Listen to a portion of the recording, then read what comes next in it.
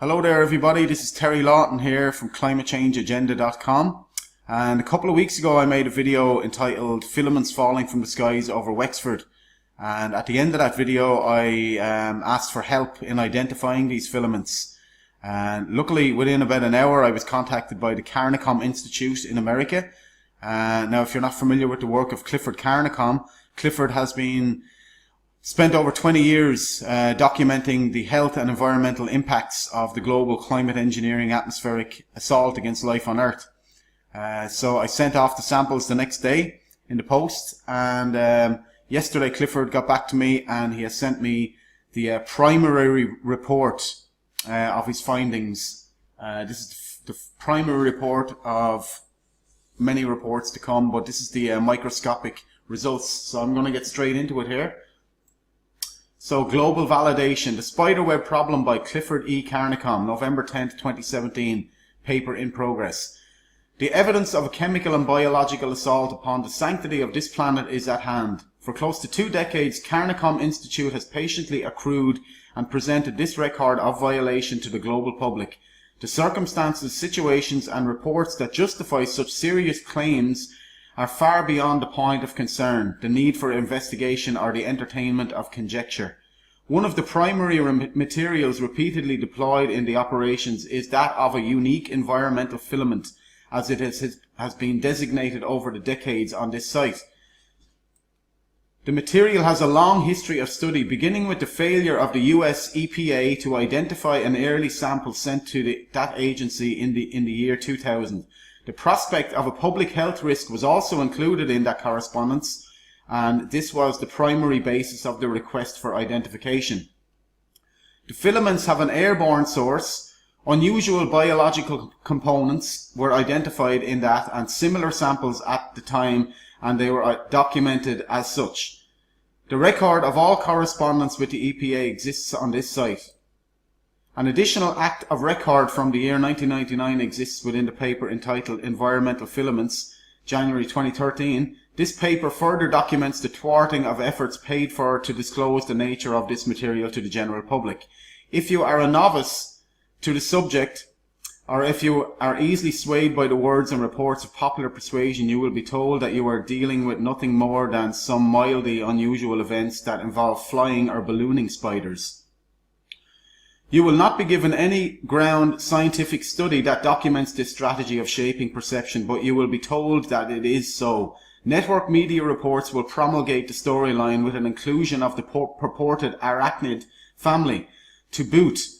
If this approach is adequate for your needs, then it may be best to simply move on to the next story or commercial of the day.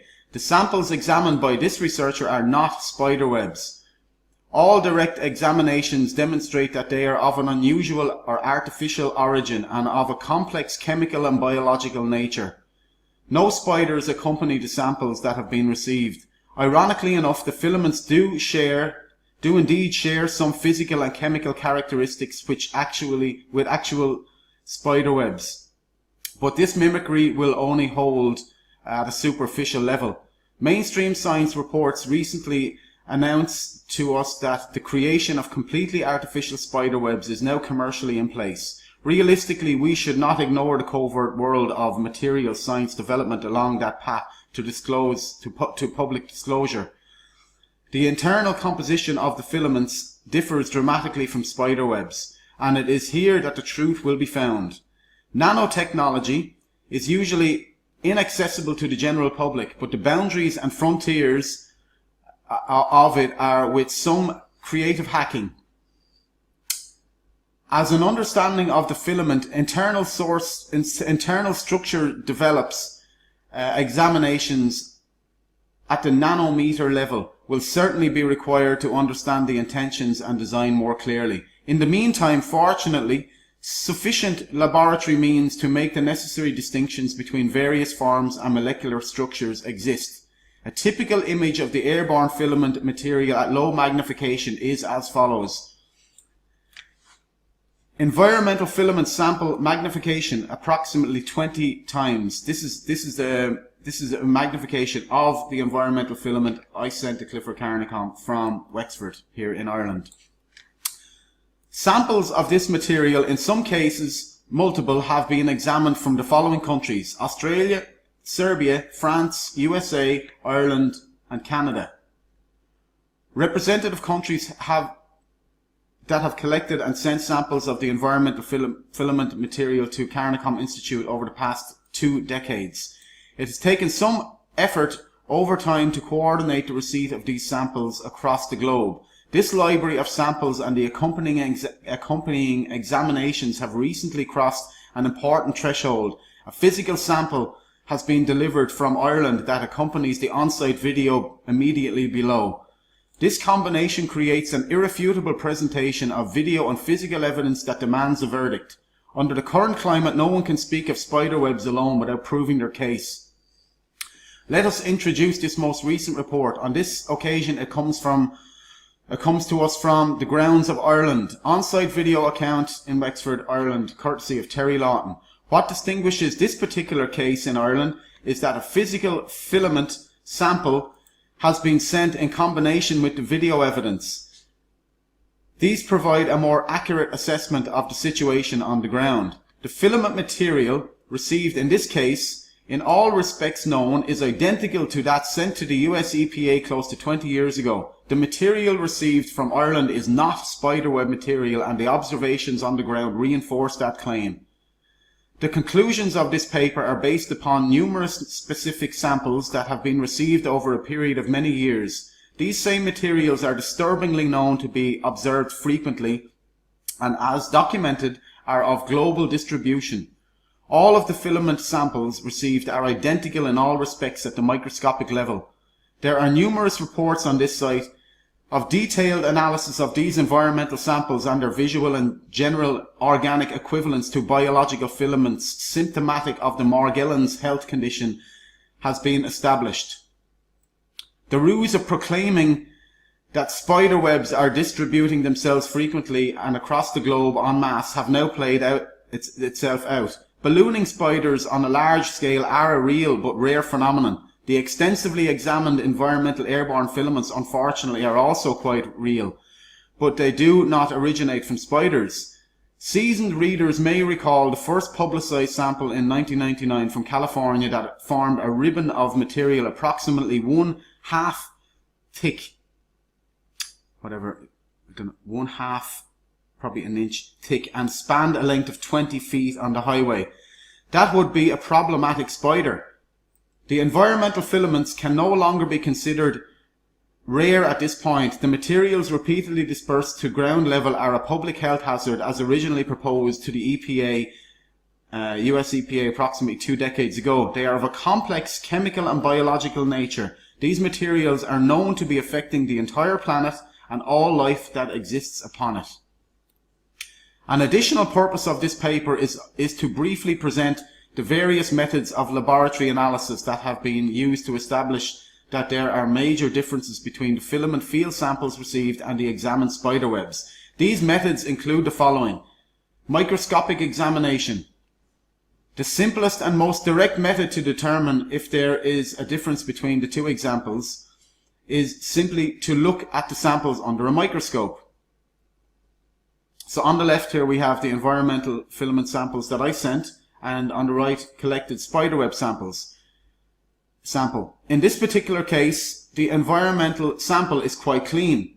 The spiderweb material to the right does have some debris captured within as expected. This occasional contamination is readily visual, separated from the web filaments under the microscope. The spiderweb sample is composed of approximately 1/2 dozen webs combined. Next, the materials are examined under the microscope at various magnification levels. The first series is taken at approximately 500 times magnification.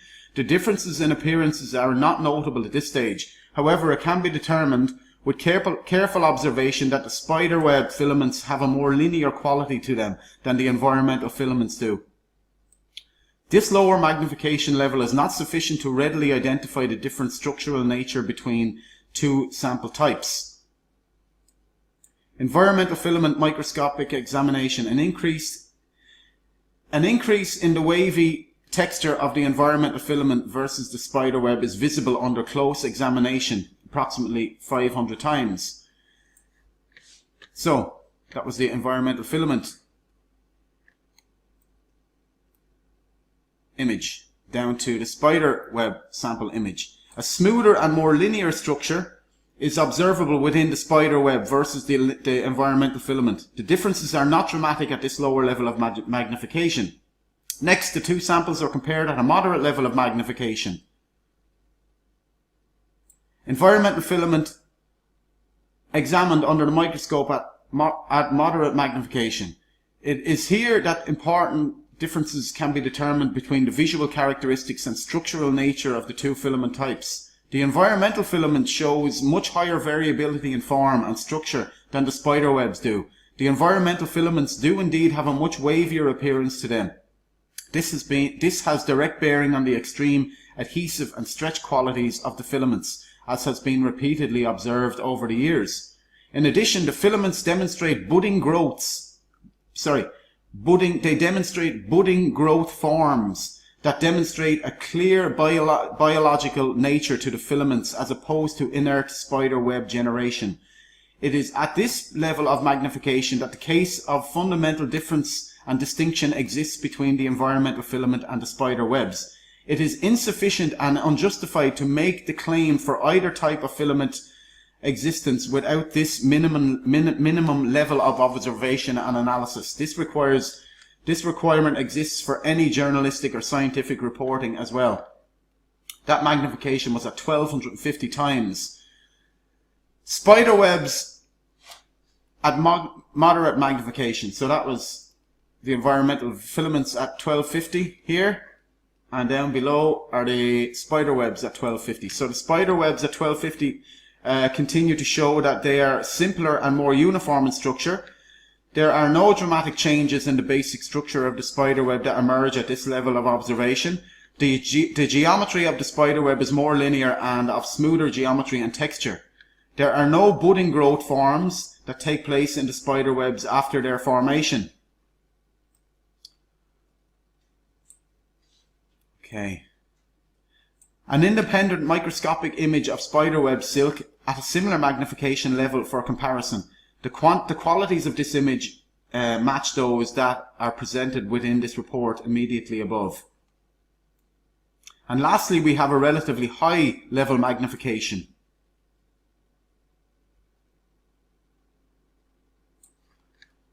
Microphotographs of the environmental filament at high magnification. This is at 5,000 times magnification.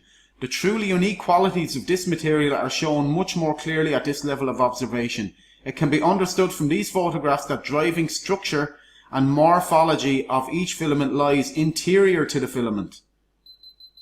The bundled filament structure, submicron interior to an encasing filament, is a distinctive feature of many samples. The boundaries of nanotechnology are open to further investigation at this point. Budding growth structure can again be observed within this set. It is only at this level that the tentatively designated cross-domain bacteria is first observed. This microorganism has become the subject of intensive study in the association with the Morgellons health condition. A level of equivalency by numerous methods has been established between the environmental filaments and biological filament growths directly associated with the Morgellons health condition. So that was my filaments at 5,000 times magnification, showing budding growths. And the spider web at that magnification 5,000, the additional information available can be acquired here is relatively uneventful. The geometry of the spider webs is again smoother and more linear in fashion. There is no variable and complicated inner microstructure visible at this stage within the spider webs, and there is no budding or extension growth from the spider web. The case that the environmental filaments are not spider webs is unequivocal and indisputable at this point of analysis. It is sufficient to end this report at this time. I will, however, add some additional comments at a later point. The conclusions reached have been made many times over in the past. The imagery here hopefully makes the point more clearly to those that remain in need. In early years of work, these same conclusions were reached largely by qualitative chemical testing along with modest microscopic resources available at the time. The conclusions were at the heart of the motive for seeking assistance from the US EPA close to 2 decades ago. This publicly funded agency failed in meeting its mission obligations at that time, and it remains in negligence today. The failure of that agency in its primary mission to protect the health and welfare of the general public bears some level of responsibility for the current state of ecology of the planet. The worldwide occurrence and distribution of the problem shows us that the responsibility is now shared at a global level and by all countries and citizens of the world. It remains our decision as a species and as stewards of the planet how we now choose to proceed. Nature is not under the control of human beings, as we can only assume a limited role on a much larger scale. We do, however, remain responsible for our actions to our existing generation and to those that follow if we choose to care. End of primary report. Additional brief comments on laboratory methods employed to follow at a later time. So he's going to be doing spectrometer analysis. So I will put that up online. I'll make another video on that as well as the reports come in, as the findings progress. But so that's the report. It's lengthy. It took a while to read it. I was going to just gloss over it and hit on the highlights of it, but it's just too important, really, to be skimping and scraping on it. I just had to read the whole thing. This stuff is falling down on us all. We're all breathing it in. We're all absorbing it into our skin, and we need to be very concerned about this. I've been documenting these programs, this climate engineering, global programs, chemtrailing, whatever you want to call it. I've been documenting this for years now, and I've had my rainwater checked here in Wexford, had it tested for aluminium, and it showed high levels of aluminium. So I know that aluminium is coming down in the rain. We know aluminium is causing the Alzheimer's. You know, we know this. We know that these programs are causing so many problems, health problems. We know it's causing respiratory problems. We know that it's causing vitamin D epidemics with the lack of sunlight being created by all of these artificial clouds that are being generated now all over the world through the chemtrails, through the different ionospheric heaters and cloud generators. We know that there's just a litany of problems being created by these programs, and now I have conclusive evidence that there's also now nanotechnology falling down from the sky, and you know, nanotechnology can be used for many different things. Nanotechnology it's been proposed as a transhumanist means to change humans, to alter DNA. I was at a climate engineering conference in Berlin in 2014, and not only were they talking about taking control of the Earth's climate engineering, but they were also talking about human engineering. And this guy, 𝗦𝗵𝗿𝗄𝗍𝗍, he's a futurist. He was one of the main speakers there. He's what you call a futurist or a transhumanist, and transhumanists believe that the human form is inadequate and it needs to be altered. And in this presentation, he spoke about changing the human genome. Look, I'll just go down here. In the last few years, we have seen an increase in ideas to intentionally interfere in natural processes on an unprecedented scale. And with unforeseeable consequences for the future of humankind and ecosystems. Both climate engineering and human engineering, understood as biotechnological, cybernetic or interventions in the human body for enhancement of human beings, can be understood as currently controversial debated potential technological solutions for global problems.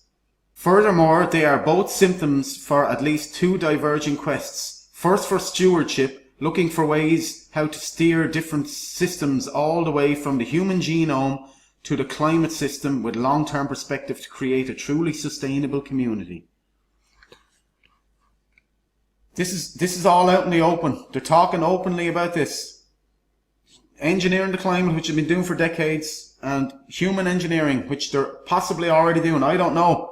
I can't prove they're doing it, but I can prove that the technology is coming down. Nanotechnology is coming down. This is National Geographic from April of 2017. talking about changing human beings, the next human, taking evolution into our own hands. The dark side of transhumanism, genetic engineering and nanotechnology and scalar weapons. This is all mainstream science. All the major scientific institutions are talking about re-engineering the climate and re-engineering the human species. Nanotechnology is in everything, by the way, and I was only aware of this, I've only become aware of this recently. Nanotechnology is a common word these days, but many of us don't realize the amazing impacts it has on our daily lives. They may call it amazing, but I mean, this stuff could be used for good, but it's not being used for good. It's in nanoparticles. First of all, faster, smaller computers can be made. Okay, that could be a good thing. Nanoparticles in pharmaceutical products. You know, it could be good or bad, but have we been told about this stuff? No. Most people are using these products and they have no idea nanoparticles are in there. Number 5 here, nanofibers in fabrics to enhance stain resistance. Could be good. But again, we haven't been told about this stuff. Most sunscreens today are made from nanoparticles, and drink bottles, and just so many things are made from nanotechnology, and this stuff is just everywhere, and most people just don't know about it. But most alarmingly, it's falling down from the sky, and this is the subject matter of this video. Here's a futurist, Ray Kurzweil, in Computer World. He talks about using nanotechnology. In 30 or 40 years, we'll have microscopic machines traveling through our bodies, repairing damaged cells and organs, effectively wiping out diseases. Now, how the hell are they going to get this stuff into us in 30 or 40 years, or now? How are they going to do this? I think spraying it from the sky would be possibly the most effective way to get it into us. And here's a NASA document that discusses exactly this, amongst many other things. It's entitled "The Future Is Now, circa 2025." And basically this document is a declaration of war against life on Earth. The stuff in here would blow your mind, and I'd want hours to go through the whole thing, but it talks about genetic engineering before birth. Okay, key future technologies. Okay, transhumanism, and just crazy stuff. Choo-choo, a flesh plant-eating robot that hunts, biodigests natural foods to live off the land. Choo-choo robot inventor Stuart Wilkinson expresses concerns about the dangers of the robots eating humans. Right, and then on page 43, I'm just going to go ahead and show you this. It talks about what I was talking about spraying nanotechnology and stuff into the sky. Some sensor swarms, smart dust, cubic millimeter or less, floats in the air currents, and nanotags, and some explosive smart dust opportunities.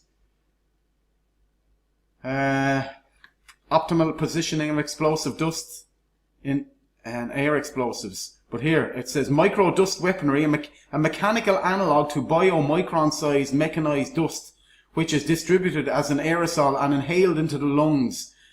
Dust mechanically bores into lung tissue and executes various pathological missions. A wholly new class of weaponry which is legal. Absolutely just beyond. And here it talks about what apparently is legal. Microwave, RF, anti-functional and anti-personnel weaponry. Chemical anti-functional weaponry. Acoustic weaponry. Yeah, you got tinnitus or that high-pitched frequency piercing through your head like I've had for the last year and a half. Acoustic weaponry. Different frequencies. Mine is 10,500 hertz. That's what's piercing through my head. Bloody nightmare. And here on page 53 they speak about airborne varieties of Ebola, releasing Ebola. We need to wake up to what's going on here, folks. This is we're living in unprecedented, very, very challenging times, and if we're to ever have any hope of stopping what's going on, we must first address that these programs exist. Here's my website. We need solutions. We first, as I said, we need to acknowledge that these programs exist. Go in here into the taking action section, and I've got a flyer in there. Click on taking action. You get my climate engineering flyer. It doesn't talk about nanotechnology or transhumanism in there. I just tried to skim the surface of it with the flyer. I just talk about, if I can get people to wake up to the climate engineering aspect first, I think I've done my job. But it's far more to it than that. But anyway, there's my flyer, and we all just need to get the word out. Do what you can. Please share my website here, 𝗦𝗵𝗿𝗃𝗵𝗿.com. It's got an amazing database of information here. 500 climate laws designed to enslave humanity in the name of saving the Earth, which they are going to roll out now when they legalise climate engineering following the Paris summit.